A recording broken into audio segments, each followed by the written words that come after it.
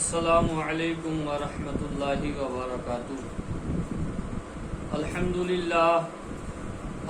للہ رب العالمین والعاقبۃ للمتقین والصلاة والسلام علی رسولہ سید الانبیاء والمرسلین وعلی آلہ واصحابہ الطیبین والطاہرین والحمد للہ رب العالمین۔ اعوذ باللہ من الشیطان الرجیم، بسم اللہ الرحمن الرحیم۔ الحمد للہ رب العالمین، آمنت باللہ صدق اللہ مولانا العظیم وصدق رسولہ النبی الرؤوف الرحیم، ونحن على ذلك لمن الشاہدین والشاکرین والذاکرین، والحمد للہ رب العالمین۔ یا صاحب الجمال ویا سید البشر، من وجهك المنیر لقد نور القمر، لا يمكن الثناء كما كان حقه، بعد از خدا بزرگ تو یہ قصہ مختصر۔ چمک تجھ سے پاتے ہیں سب پانے والے، چمک تجھ سے پاتے ہیں سب پانے والے، میرا دل بھی چمکا دے چمکانے والے۔ برستا نہیں دیکھ کر ابر رحمت، برستا نہیں دیکھ کر ابر رحمت، بدوں پر بھی برسا دے برسانے والے۔ اور میں مجرم ہوں آقا مجھے ساتھ لے لو، میں مجرم ہوں آقا مجھے ساتھ لے لو، کہ رستے میں ہیں جا بجا تھانے والے، کہ رستے میں ہیں جا بجا تھانے والے۔ تیرا کھائیں تیرے غلاموں سے الجھیں، تیرا کھائیں تیرے غلاموں سے الجھیں، ہے منکر عجب کھانے غرانے والے، ہے منکر عجب کھانے غرانے والے۔ اور رضا نفس دشمن ہے دم میں نہ آنا، رضا نفس دشمن ہے دم میں نہ آنا، کہاں تو نے دیکھے ہیں چدرانے والے، کہاں تو نے دیکھے ہیں چدرانے والے۔ چمک تجھ سے پاتے ہیں سب پانے والے، میرا دل بھی چمکا دے چمکانے والے۔ عزیزان ملت اسلامیہ، برادران اسلام، آئیے قرآن مجید کی آیت مقدسہ تلاوت کی ہے، اس کے حوالے سے کچھ گفتگو کرنے سے پہلے ایک مرتبہ والہانہ، عقیدتانہ، محبتانہ، غلامانہ انداز میں ہم سب کے آقا و مولا گنبد خضرا میں آرام فرمانے والے آقا، ہم سب کے ماوا و ملجا، ہم سب کے داتا جناب محمد الرسول اللہ علیہ الصلوۃ والسلام کی بارگاہ میں ہدیتاً درود شریف کا نذرانہ پیش کریں، پڑھیں اللہم صلی علی سیدنا و مولانا محمد وبارک وسلم، صلاۃ و سلام علیک یا رسول اللہ، اغثنا یا حبیب اللہ علیک الصلاۃ والسلام۔ میرے پیارے دوستو، اسلامی بھائیوں، خطبہ مسنونہ کے بعد قرآن کریم کی جس آیت کی تلاوت کی ہے، یہ سورہ فاتحہ کی پہلی آیت ہے، جس آیت میں اللہ تبارک و تعالی کی تعریف و توصیف بیان کی گئی ہے۔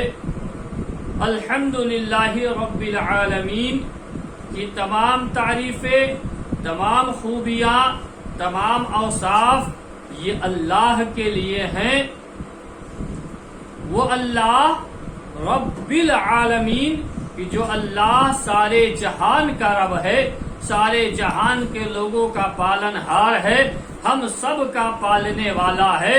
وہی خدا ہے جو بندے کو روزی دیتا ہے، وہی رب ہے جو بندوں کو زندگی اور موت عطا کرتا ہے، وہی رب ہے جو بندوں کو اونچائی سے بلندی اور بلندی سے پستی پر لے آتا ہے۔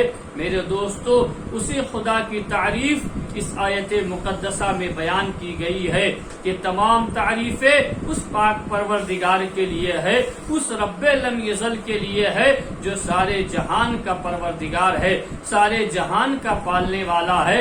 میرے دوستو، آج گفتگو کا جو عنوان ہے، آج بات چیت کا جو عنوان ہے وہ یہ ہے کہ ہمارے معاشرے میں، ہمارے سماج اور سوسائٹی میں جو آج بے حیائی پھیل رہی ہے، جو برائیاں جنم لے رہی ہیں، جن برائیوں کے خاتمے کے لیے اللہ نے اپنے نبی کو مکہ میں پیدا فرمایا تھا، جنہیں ہادی بنا کر دنیا میں رب نے پیدا فرمایا تھا، وہ آقائے مولا جناب محمد رسول اللہ علیہ الصلوۃ والسلام نے اس گمراہی کو دور کرنے کے لیے، ان بے حیائی اور بری چیزوں کو دور کرنے کے لیے میرے آقا نے لوگوں کے درمیان جا جا کر خدا کے کلام کو سنایا، اپنی احادیث مبارکہ سنائی۔ میرے دوستو، لیکن 1442 سال گزر جانے کے بعد آج ہمارے معاشرے اور سماج میں آج وہ بے حیائیاں جنم لے چکی ہیں، آج ان برائیوں نے پھر سے جنم لے لیا ہے۔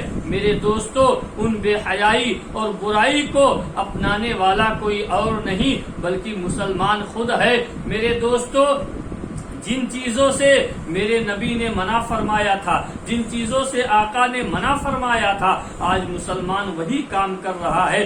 آج مغربی تہذیبوں کے لیے ہم مسلمان آمادہ ہو گیا ہے، مغربی تہذیبوں کو مسلمان نے اپنی زندگی کا حصہ بنا لیا ہے۔ میرے دوستو، مسلمان ہونے کے بعد ہم جب اسلام کے مذہب اسلام میں داخل ہو گئے تو ہمیں قرآن میں جو اللہ نے ارشاد فرمایا ہے اس پر عمل کرنا ہے، میرے نبی نے جو ارشاد فرمایا ہے ہمیں اس پر عمل کرنا ہے۔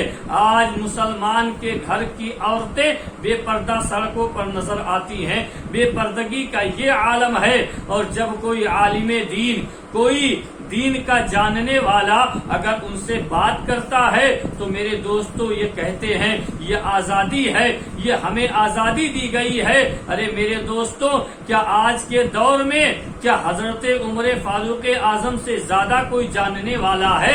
حضرت امیر المومنین فاروق اعظم سے زیادہ کوئی سمجھ رکھنے والا ہے؟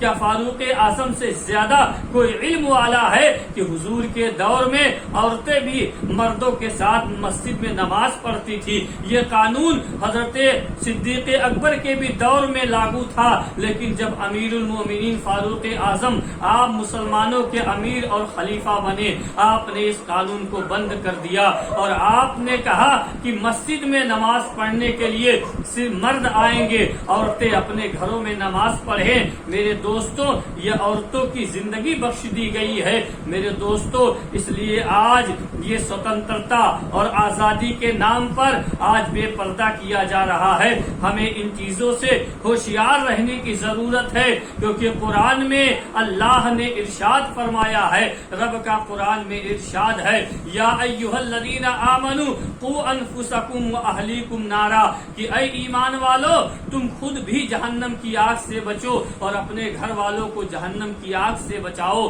میرے دوستو، یہ بے پردہ ہونا، یہ آزادی کے نام پر بے پردہ کرنا، یہ کفار و مشرکین یہود و نصارہ کی بہت بڑی چال ہے۔ میں آپ کو ایک واقعہ سنا دوں۔ اللہ کے ایک نیک ولی گزرے ہیں، رسول کے ایک نیک غلام گزرے ہیں جن کا نام حضرت خالد بن ولید ہے، جن کو اللہ کے رسول نے سیف اللہ کہا ہے، یعنی ان کو رسول نے اللہ کی تلوار قرار دے دیا ہے۔ یہ اتنے جنگجو تھے، اتنے جنگ باز تھے کہ جس جنگ میں یہ جاتے تھے اللہ تعالی مسلمانوں کو فتح عطا فرماتا تھا، اسلام کا پرچم بلند ہوتا تھا۔ لیکن ایک مرتبہ یہودیوں سے اسلام والوں کا مقابلہ ہو گیا، یعنی اسلام کے چاہنے والے اور یہودی آمنے سامنے آ گئے۔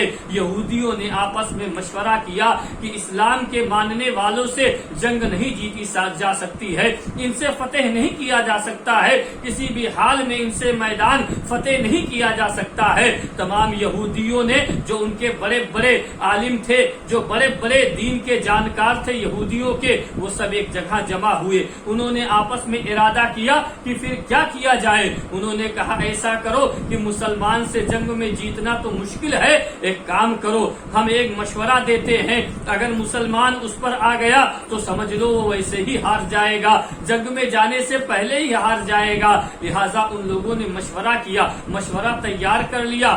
جب جنگ کا دن قریب آیا، حضرت خالد بن ولید مسلمانوں کے اس لشکر کے سپہ سالار تھے، جو مسلمانوں کی فوج تھی، اسلامی فوج تھی، اس کے سپہ سالار حضرت خالد بن ولید تھے۔ ان کو بلایا گیا، یہودیوں نے انہیں بلایا اور بلانے کے بعد کہا دیکھو ہم تم سے جنگ نہیں کرنا چاہتے ہیں، ہم تم سے لڑائی نہیں کرنا چاہتے ہیں۔ آپ نے فرمایا جنگ نہیں کرنا چاہتے ہو تو یہ قلعہ خالی کر دو، یہ جگہ خالی کر دو، اگر تم یہاں رہتے ہو تو امن و شانتی سے رہو، امن و سکون کے ساتھ رہو، اس لیے کہ اسلام امن کا درس دیتا ہے، اسلام شانتی کا درس دیتا ہے، اسلام بھائی چارے کا درس دیتا ہے، اسلام اخوت اور محبت کا درس دیتا ہے، یہ کبھی آپس میں نا اتفاقی کا درس نہیں دیتا ہے۔ میرے دوستو، حضرت خالد بن ولید نے ان یہودیوں سے فرمایا کہ تم رہنا چاہتے ہو تو رہو، تمہیں رہنے سے کوئی نہیں روکے گا، لیکن امن و شانتی سے رہو۔ ان یہودیوں نے کہا ہم اپنی ہار مان لیں گے لیکن ہماری بھی ایک شرط ہے۔ آپ نے فرمایا کیا شرط ہے؟ وہ کہتے ہیں پہاڑی کا یہ حصہ ہے جس کے اندر سے آپ کو داخل ہونا ہے، پہاڑی کا دوسرا حصہ ہے جو باہر کی طرف شہر میں نکلتا ہے، آپ کے اور آپ کے ساتھی اور آپ پہاڑی کے اس دروازے سے داخل ہو جائیے، اور جو شہر میں دروازہ نکلتا ہے وہاں آپ صحیح سلامت اگر نکل گئے تو ہم اپنا ہتھیار ڈال دیں گے، ہم آپ کو جیتا ہوا تسلیم کر لیں گے، ہم اپنے آپ کو ہارا ہوا مان لیں گے۔ حضرت خالد بن ولید نے کہا یہ تو بڑی اچھی بات ہے، بنا لڑائی اور جھگڑے کے معاملہ سلجھ گیا ہے۔ الغرض میرے دوستو، جب دن متعین جو دن تھا، اس دن جب حضرت خالد بن ولید مسلمان فوجیوں کے ساتھ آپ اس پہاڑی کے قریب آئے، اس دروازے کے قریب آئے تو آپ نے فرمایا مجھے اللہ اور رسول نے اور امیر المومنین نے مجھے اسلام کا سپہ سالار بنایا ہے، مجھے تم لوگوں کے لشکر کا امیر بنایا ہے، اس لیے دروازے کے اندر پہلے میں داخل ہوں گا، اس کے بعد تم لوگ اندر آنا۔ حضرت خالد بن ولید اسلام کا پرچم و جھنڈا لیے ہوئے اپنے گھوڑے کے ساتھ اس دروازے کے اندر پہاڑی کے اندر جب داخل ہوئے تو بڑا عجیب و غریب منظر دیکھا میرے دوستو، بڑا عجیب و غریب معاملہ دیکھا۔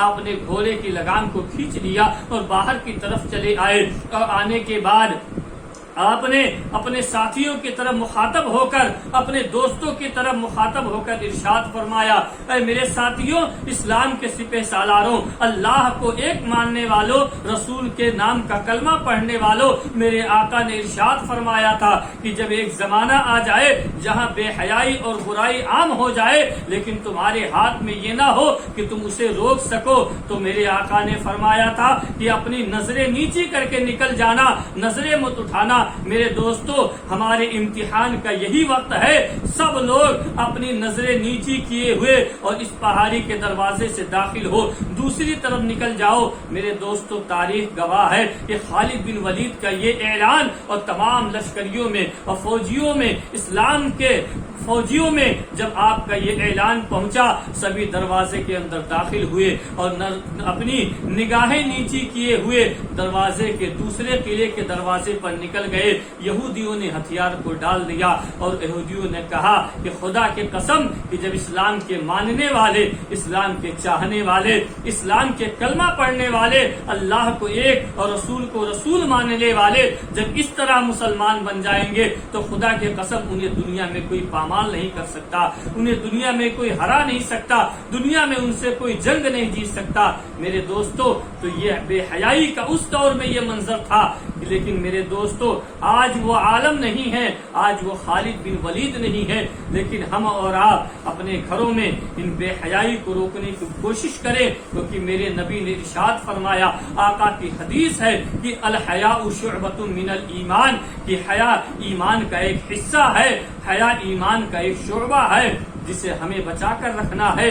آج مغربی تہذیب نے ہمارے گھروں میں قبضہ کر لیا ہے اور ہم اس کو اپناتے ہوئے چلے جا رہے ہیں اور ہم تصور یہ کرتے ہیں کہ ہم بہت ترقی کر رہے ہیں. نہیں میرے دوستو، یہ ترقی نہیں ہے. اگر ننگا پن کا نام ترقی ہے، اگر بے حیائی کا نام ترقی ہے، اگر بے آبرو ہونے کا نام ترقی ہے، اگر اپنی عزت کو لوٹنے کے بعد یا اپنی عزت لٹوا دینے کے بعد اگر اس کا نام ترقی ہم سمجھتے ہیں تو نہیں دوستو، یہ ترقی نہیں ہے. ترقی تو وہ تھی جو اسلام کے لوگ نبھا کر چلے گئے، جو پہلے کے مسلمانوں نے کر کے دکھایا، وہ ترقی تھی.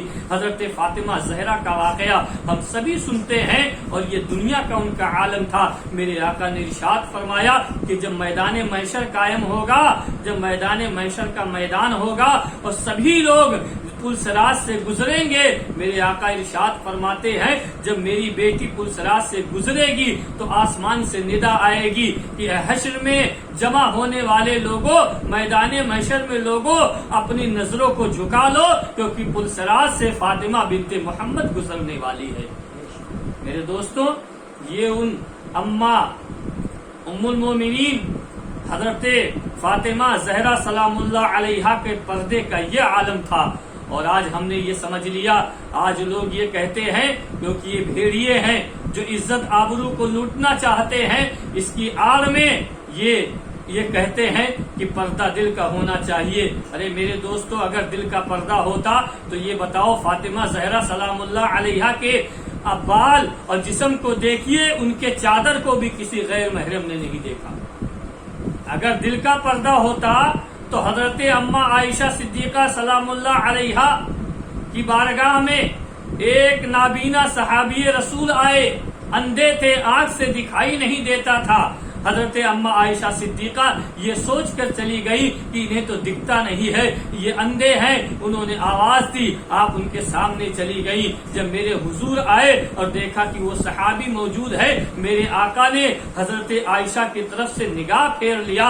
حضرت عائشہ پریشان ہو گئی، یا رسول اللہ مجھ سے کون سی غلطی ہو گئی؟ میرے آقا نے ارشاد فرمایا، اے عائشہ تمہیں معلوم نہیں ہے کہ تم نبی کی بیوی ہو، تم نبی کے ازواج مطہرات میں سے ہو، تمہیں پردہ کرنا چاہیے. حضرت عائشہ کے عرض کرتی، یا رسول اللہ وہ تو نابینا ہے، اندھے ہیں، انہیں دکھائی نہیں دیتا. میرے آقا نے ارشاد فرمایا، اے عائشہ اسے نہیں دکھائی دیتا لیکن تمہیں تو دکھائی دیتا ہے، تمہیں تو نظر آتا ہے، اس لیے پردہ کرنا چاہیے. میرے دوستو، یہ میرے آقا کی تعلیم ہے، پیغمبر اسلام محسن اعظم کی یہ تعلیم ہے. اور آج ہمیں یہ کہا جا رہا ہے، ہمارے گھروں میں یہ باتیں کی جا رہی ہیں کہ پردہ دل کا ہونا چاہیے. نہیں میرے دوستو، پردہ دل کا نہیں ہونا چاہیے. دل میں تو ہمارے کیا ہے، یہ ہمارے اور رب اور رسول کے علاوہ تیسرا کوئی نہیں جانتا. لیکن ہمارا جو ظاہر سامنے دکھ رہا ہے اسے دیکھ کر آپ تصور کر سکتے ہیں کہ یہ آنے والا انسان کون ہے، یہ جو بول رہا ہے یہ کون ہے. اس لیے میرے دوستو، اپنے گھروں کی حفاظت کرو. قرآن میں اللہ نے فرمایا ہے کہ اے لوگوں، اب خود کو بھی جہنم کی آگ سے بچاؤ اور اپنے گھر والوں کو بھی جہنم کی آگ سے بچاؤ. ہم نہ بچائیں گے تو یاد رکھو جو جہنم میں جائے گا وہ جائے گا، ساتھ میں بھی ہمیں بھی لے کر جائے گا. اس لیے اس دنیا کے جو بہکاوے میں اور خصوصیت کے ساتھ مغربی تہذیبوں کے چکر میں نہ آئیں. ان کے چکروں میں آ کر ہم اپنا ایمان اور عقیدہ مت خراب کرو، اپنی عزت آبرو کی حفاظت کرو. اس لیے اور آج تو خدا کی قسم ایسی چیزیں اب بازار میں اور دنیا میں آ گئی ہیں کہ جس کا کیا کہنا. اللہ کی پناہ 100,000 بار نعوذ باللہ من ذالک.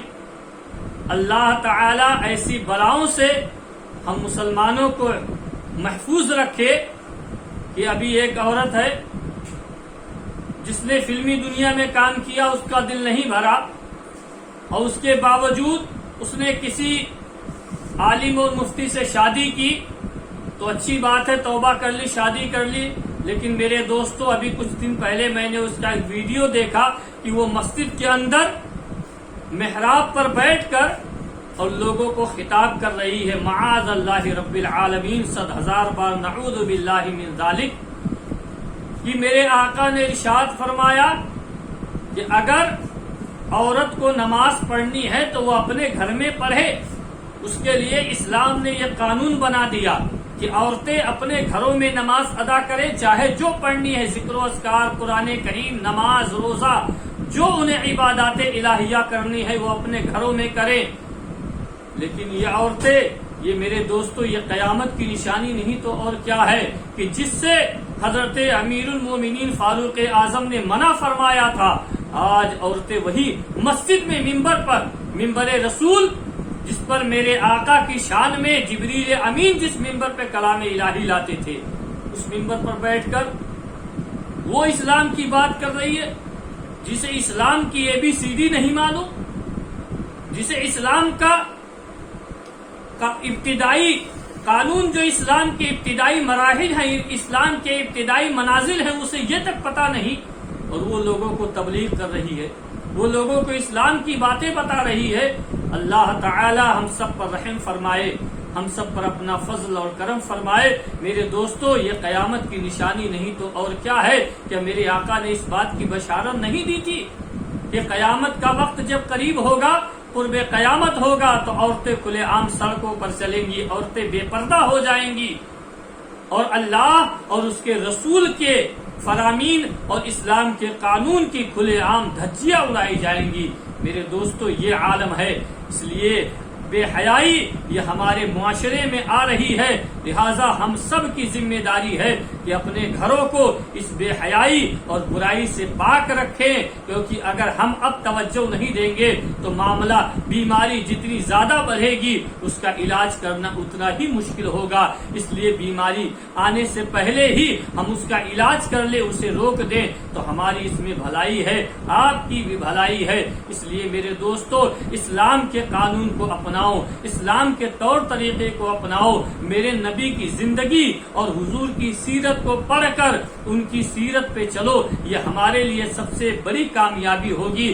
اللہ نے جو قرآن میں ارشاد فرمایا، قرآن الہی میں رب نے جو ارشاد فرمایا ہے، اس کے مطابق اپنی زندگی گزارو، انشاءاللہ ہماری زندگی دنیا میں بھی کامیاب ہوگی اور ہماری زندگی آخرت میں بھی کامیاب ہوگی۔ اگر ہم اس کے علاوہ مغربی تہذیبوں میں پڑھ کے، نئے دور کے ان نئے حالات میں پڑھ کے جن میں بے حیائی اور برائی ہمیں بتائی جاتی ہے، ہر مراحل اور ہر منازل پر ہمیں بے حیائی اور برائی کا سبق دیا جاتا ہے، ان سے دور رہو۔ میرے خاص کر نوجوان، میرے ساتھیوں اور میری بہنوں، جن تک میری یہ آواز پہنچ رہی ہے، خدا کے واسطے مغربی تہذیبوں سے دور رہو، ان باتوں سے دور رہو، یہ آپ کی آنکھ میں دھول جھونک کر اور آپ کی عزت و آبرو کو لوٹنا چاہتے ہیں۔ لہٰذا اسلام کے نقش قدم پر چلو، اسلام کے راستے کو اپناؤ، اسلام کے طور و طریقے پر چلو، جو ہمیں اللہ تک لے جانے والا ہے، جو ہمیں رسول تک لے جانے والا ہے، جو ہماری زندگی میں دنیا کی بھلائی دینے والا ہے، آخرت میں ہمیں کامیابی عطا کرنے والا ہے۔ اللہ تعالی ہم تمام لوگوں کو اسلام کے قانون پر، اسلام کے طور طریقے پر مولا عمل کرنے کی توفیق عطا فرمائے۔ وآخر دعوانا ان الحمد للہ رب العالمین۔ السلام علیکم ورحمۃ اللہ وبرکاتہ۔